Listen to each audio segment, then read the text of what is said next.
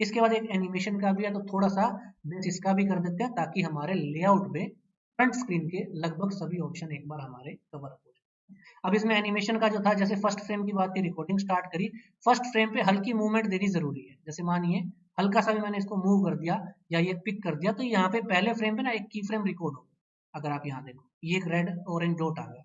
अब इसको इधर से पकड़ा, 30 फ्रेम पे लगभग हम लेते हैं, तो इसको थोड़ा ऊंचा उठा दिया, रिकॉर्ड कर लिया। इसके बाद अगले 30 फ्रेम पे 60 फ्रेम पे आए, इधर कर दिया। इससे अगले 30 फ्रेम पे या 20 फ्रेम पे आए, इसको वापस नीचे कर दिया। जब तक ये रेड बटन है रिकॉर्डेड है, जैसा मैक्स में रिकॉर्ड किया करता था वो क्लिप को रिकॉर्ड कर रहा है, रिकॉर्डर रोक दिया, फर्स्ट फ्रेम पे आए, जैसे ही आप इसको प्ले करेंगे ये यहाँ से डब्बा ऊपर नीचे और इधर होता हुआ दिखाई देगा। नॉर्मल अपनी एनिमेशन की बात है, इसमें जो जो चीजें जहां हम बाद में लगाना चाहेंगे ना अच्छे से लगा सकते हैं।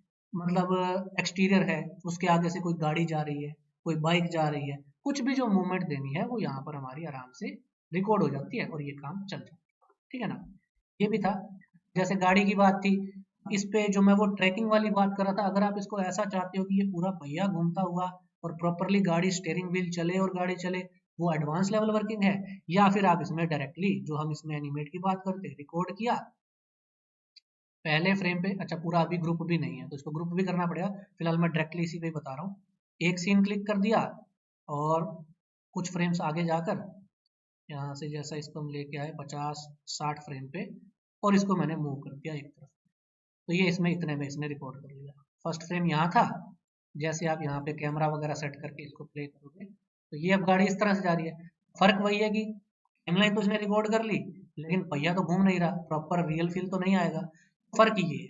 अगर आप इसमें बेसिक की बात करो, बेसिक ये रहता है, और इसको और एडवांस करना है कि प्रॉपर रिगिंग करके गाड़ी वगैरह का जैसा स्टीयरिंग व्हील घूमेगा, इधर से ये भी पहिया मुड़ेगा, पहिया आगे पे चलेगा, प्रॉपरली इसमें हमें ये पूरा एनिमेट मिल जाएगा। ठीक है ना, नॉर्मली हमारा काम स्टार्टिंग से जो रहता है वो कुछ इसी तरह से रहता है। ये ठीक है।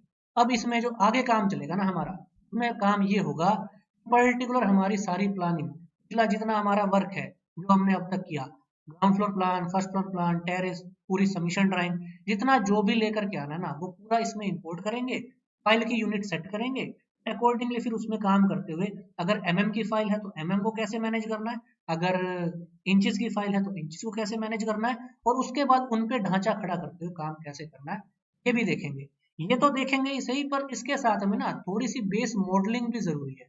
अभी तो सिर्फ आपको एक टूल्स का जो बेस था इनकी बात बता दी, अब इसी में ना कुछ शॉर्टकट्स हैं। जैसे अभी बात हो रही थी कि भाई ग्रैब की बात थी, जैसे मानो न्यू में जाके जनरल पे डोंट सेव किया, अब इसको जब हमने पकड़ना है तो इसमें मूव की जगह ग्रैब के लिए जी प्रेस होता है, जी, जी से ये उठ गया, एक्स वाई जेड वाली बात भी हो गई, ये भी ठीक है।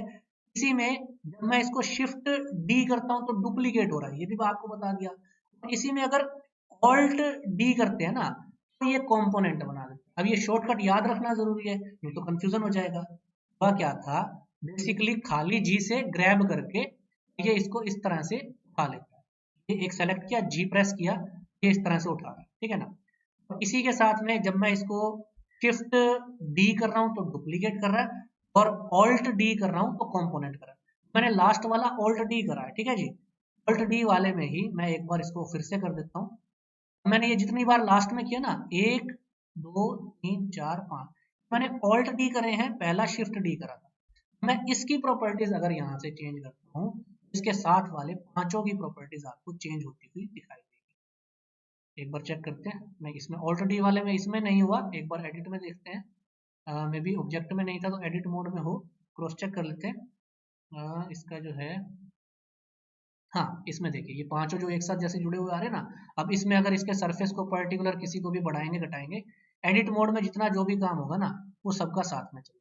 क्योंकि मैं ऑब्जेक्ट में उसको बढ़ा रहा था ना तो वो वाइडर तो हो गया, लेकिन वही है कि ऑब्जेक्ट मोड की बात अलग थी। एक बार अंडू कर लेते हैं, ये जो पांच थे, 1 2 3 4 5, ऑब्जेक्ट में तो इंडिविजुअली काम कर रहा है, लेकिन जैसे ही हमने यहाँ पे चाहे तो टैब बटन प्रेस किया या इधर से एडिट मोड में आए, एक को एडिट करने पे इसमें डिफरेंस आ रहा है, सारे पे ही मतलब काम चल रहा है। ये हम नहीं चाहते, या पर्टिकुलर जैसा है सरफेस पे टॉप सरफेस इतना करते हैं, इधर वाला सरफेस इतना करते हैं, सारा ये कंपोनेंट की तरह काम करना स्टार्ट।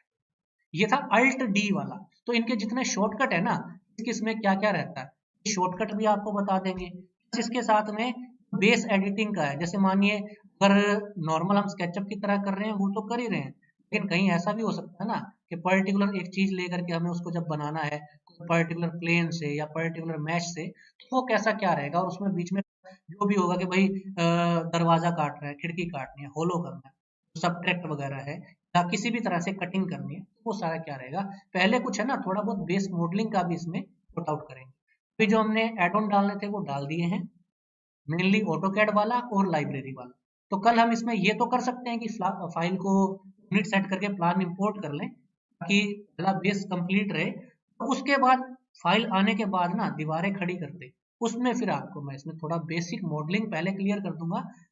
फर्क सिर्फ इतना है कि अगर आप बेसिक मॉडलिंग स्किप कर देना अभी, रेंडर की तरफ तो हम जा सकते हैं। जैसे मानिए जब आपको ये पता चल गया कि इंटरफेस में पकड़ क्या है, फाइल कैसे आ रही है, ढांचा कैसे खड़ा हो रहा है, लाइब्रेरी से चीजें इंपोर्ट कर दी, थोड़े हमने मटेरियल पे सेटिंग करी, थोड़ी रेंडर सेटिंग और रेंडर निकाल दिया, तो बाकी काम तो हो गया, लेकिन मॉडलिंग तो हमारी बिल्कुल रह गई ना उसमें। अगर हमें कुछ बनाना पड़ गया कस्टम तो क्या करेंगे, ये सारा जो है ना ये सीक्वेंस में चलेगा।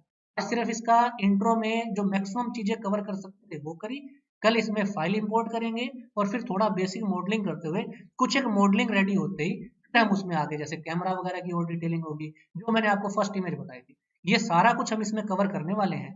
Real models, material texture, lighting environment, camera, फिर camera angle, eye level, field of view, render setting भी समझेंगे, रेजोल्यूशन समझेंगे, कलर करेक्शन, उसके बाद पोस्ट प्रोडक्शन वगैरह का भी जो इसमें इमेज एडिटिंग होगी वो भी देखेंगे। इसके अंदर वीडियो एडिटर भी होता है और 360 वगैरह भी बनाएंगे।